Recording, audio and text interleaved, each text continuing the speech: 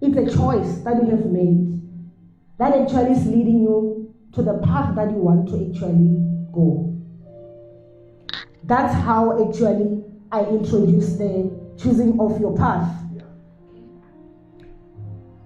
And I just want to actually highlight that while you are choosing things in life, remember that as a person, you've got a strong elements and weak elements as well. And you need to work on both so that you don't actually fall into a trap or fall into a side where you will regret later. I've seen many times that most of the choices that we make are actually determined by our friends around us. And most of the time when you make a choice, you feel like when you are alone, the choice that you make, whatever that you choose, and the area that the choices are actually putting you, you feel like as long as majority goes your way, you start to doubt yourself. Yeah. And that is the moment where you should actually acknowledge that you walk by grace.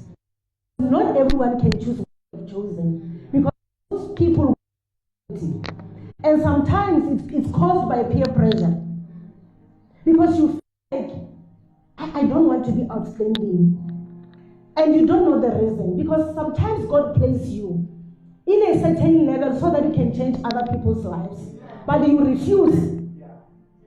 You refuse the platform that God is trying to put you on because you are afraid of people. You are afraid that what will people think about me? And between people and God, where you think the area that carries weight, who is God in your life? That's where you start now asking yourself a question. Who is God in my life? And then what about the people?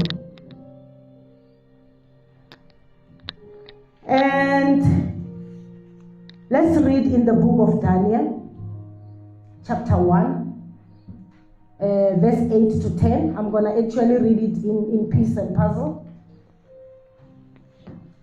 Daniel chapter 1, verse 8. I'm going to read the NLT version.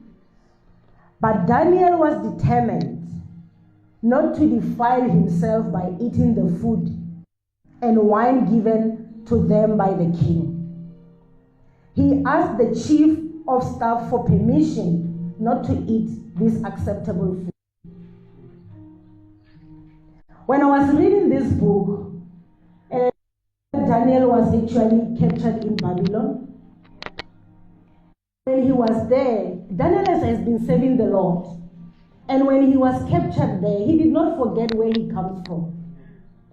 Because in Babylon, they actually do things differently from where Daniel comes from. And because he actually had faith in God, and he knew that he's never going to actually allow himself to live a lifestyle that's not in line with God, and made a decision, even out of the situation that he was actually feeling it was a threat to him.